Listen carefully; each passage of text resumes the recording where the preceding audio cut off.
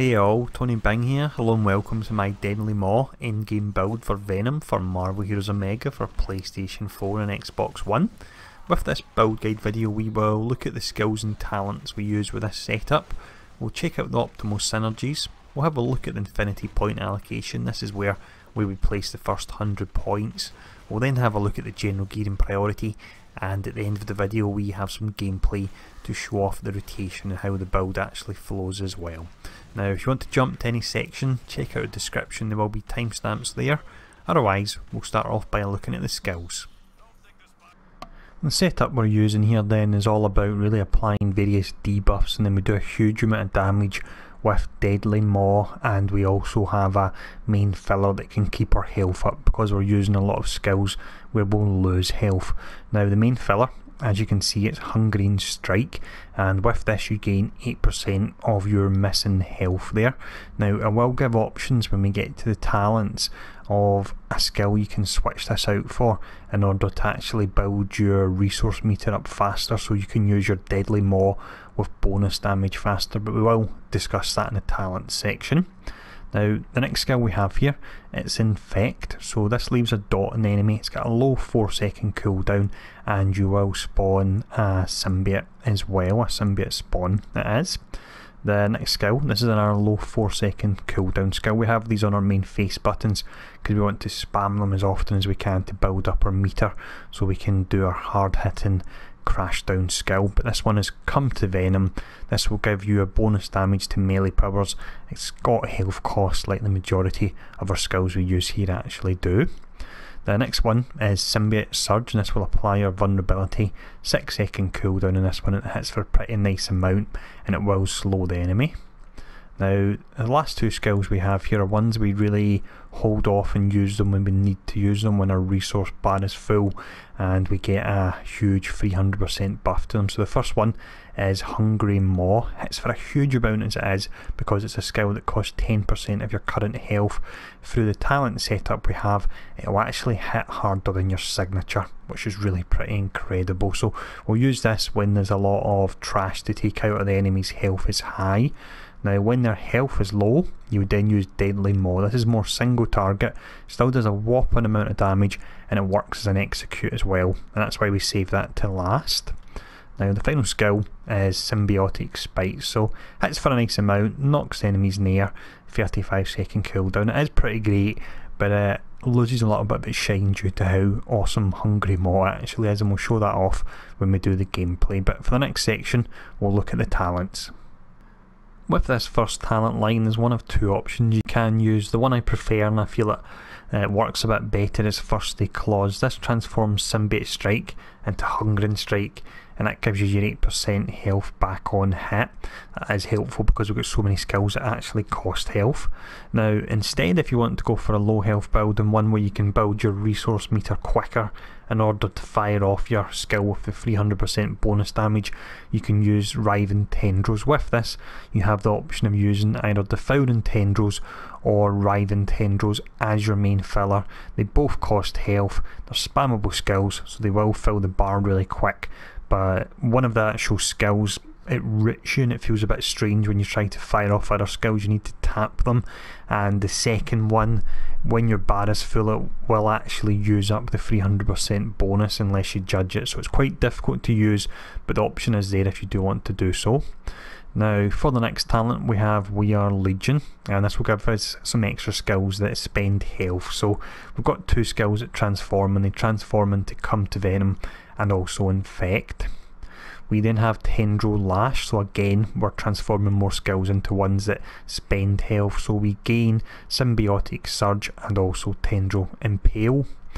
And then we have We Are Hungry, and this gives us the awesome Deadly Maw and Hungry Maw. Deadly Maw is the one that we're using when we have the 300% bonus damage, and on the subject of that, we gain that through this talent here called Ichor. So you gain an Ichor meter. Ichor builds whenever you spend health and powers.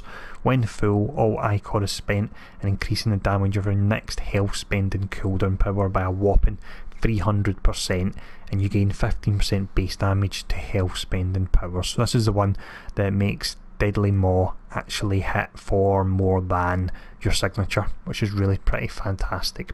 But for the next section anyway, we'll have a look at the synergies. For the synergies, we start off with our primary attributes, and that would be strength and also durability. It's covered by Ant-Man and Luke Cage.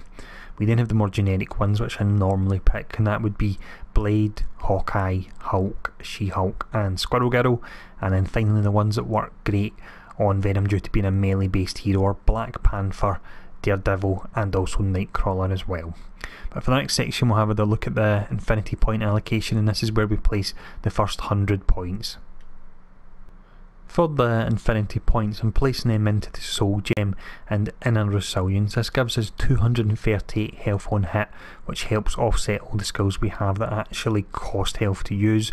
On top of this, you have the mastery bonus of where when you fall below 30% max health, you trigger your med kit and you increase your healing from your med kit by 10% as well.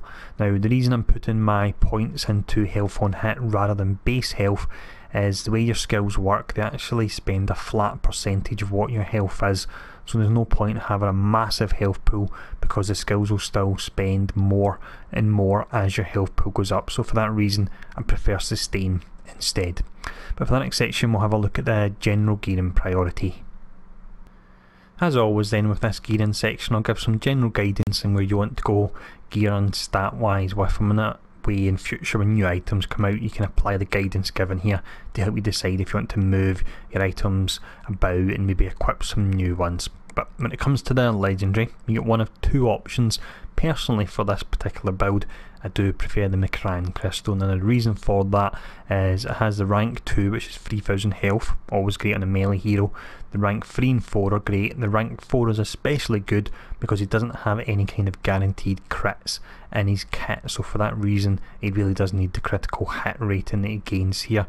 The rank 1 is wasted, sometimes that doesn't happen on legendaries, not all of them you will make use of all the ranks, so it's just one of these things. When he does get a mega prestige, I imagine we'll get a pretty interesting legendary there anyway. But for the next slot we have the medallion. The Dr. Octopus medallion is perfect because it gives you a bonus to melee powers. We're not using Venom because that gives you a bonus to hand powers, and he doesn't actually have any, bizarrely. That's a bit strange there. For the catalyst you want health on hit. If you can also get health when you use a medkit, or extra health even when you use a medkit, you want to look out for that as well. For the relic we have Relic of Asgard, gives you a bonus to your melee powers, and the artifacts, which I won't cover in too much detail. I will say you want to look for his primary attributes, which are durability and strength, and you do find it on this one here, which is custom made for him. It's Symbiote Infestation, so you also get the chance to summon symbiote spawns, durability, strength and health and hit, so it really is absolutely perfect for him, this. But to finish up the video now, we have some gameplay. As always I'll mention this gameplay is purely to showcase the build and how the rotation works. It's not going to be cosmic gameplay because as you can see I've not got them fully geared because I don't have time to gear all 41 heroes for these trial videos, but it'll be a run through of the Daily Bugle. I figured that would make sense given it was Venom, so enjoy this gameplay. If there's any questions feel free to ask, and I'll see you all again soon.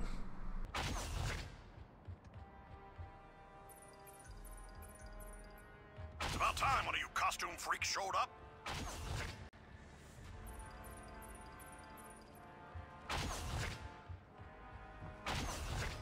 No, never! No, never!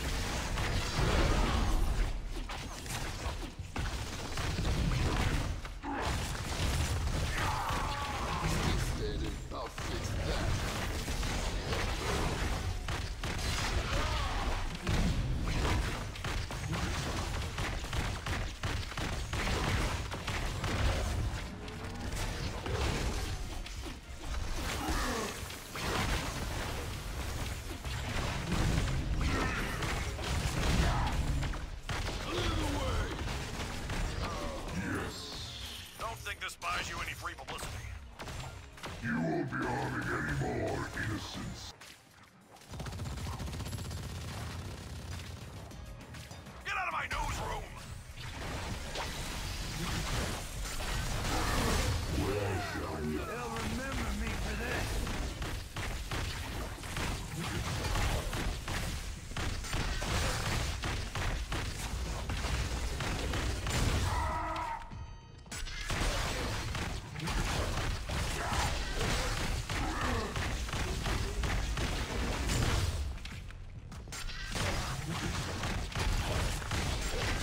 This ain't over.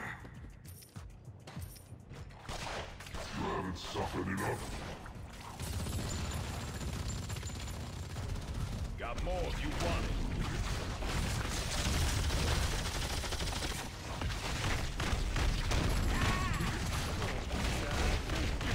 You ain't heard the last of this. We sense the threat is... Death from above! The vulture is here!